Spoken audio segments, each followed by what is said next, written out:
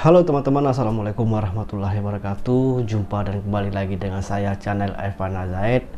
Di konten kali ini teman-teman, saya memberitahukan kepada teman-teman, mungkin teman pernah mengalami ketika teman-teman melakukan pelunasan pinjaman di bank.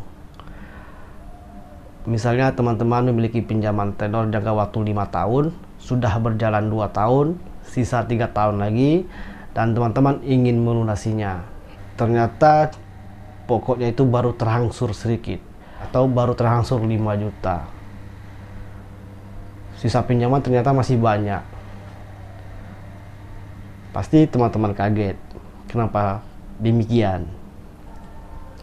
Karena teman-teman, bank itu, terutama bank konvensional, ketika teman-teman mengajukan pinjaman itu, di tahun-tahun pertama itu teman-teman itu dibesarkan mencicil bunga daripada pokoknya teman-teman. Pokok dikecilkan, bunga dibesarkan. Misalnya itu cicilan teman-teman itu per bulannya itu 2 juta. Itu bisa saja teman-teman hanya mencicil pokok 500.000 dan mencicil bunga 1,5 juta. Jadi besar mencicil bunga, jadi pokok itu kurangnya hanya sedikit teman-teman, sedikit berkurangnya.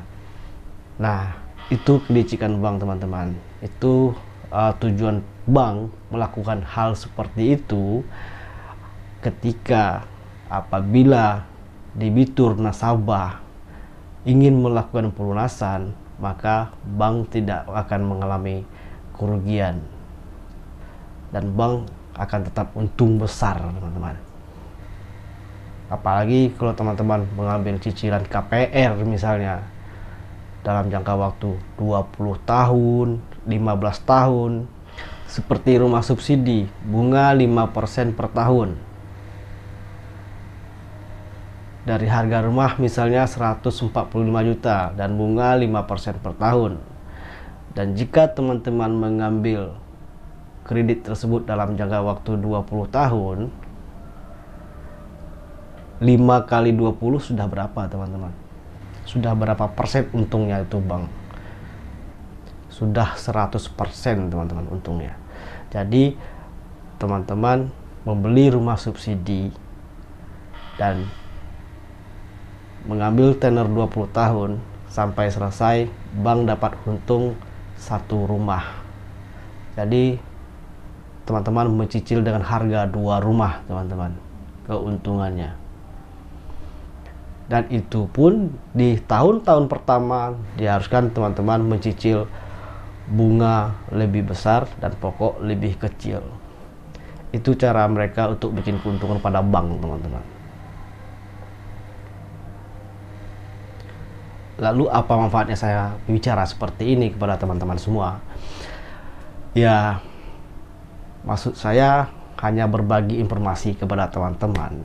Dan jika teman-teman ingin berutang ke bank, mengajukan pinjaman di bank, saran saya jangan mengambil waktu yang begitu lama dan jangan mengambil tenor yang lama seperti KPR ini teman-teman. Walaupun KPR subsidi atau komersil, kalau bisa diusahakan sesingkat mungkin, misalnya 10 tahun atau 5 tahun kalau rumah subsidi itu teman-teman.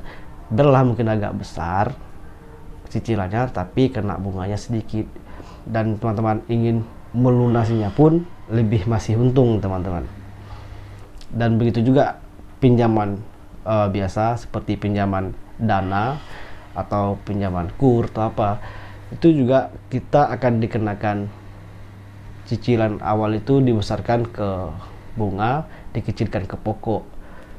Dan diusahakan juga teman-teman ngambil pinjaman tersebut dalam tenor yang singkat, jangan yang panjang, bila perlu setahun ataupun 2 tahun. Kalau semakin panjang teman-teman mengambil tahunnya atau tenornya, akan kena bunga banyak. Jadi semakin besar untung bank apabila kita kredit dengan jangka waktu yang panjang teman-teman.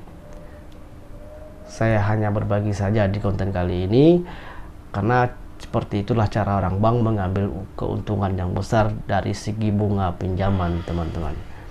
Jadi baiklah teman-teman, semoga bermanfaat buat teman-teman semuanya. Jika bermanfaat, jangan lupa teman-teman selalu dukung channel saya ini dengan memberikan like dan subscribe-nya, dan diaktifkan juga lonceng notifikasinya, teman-teman.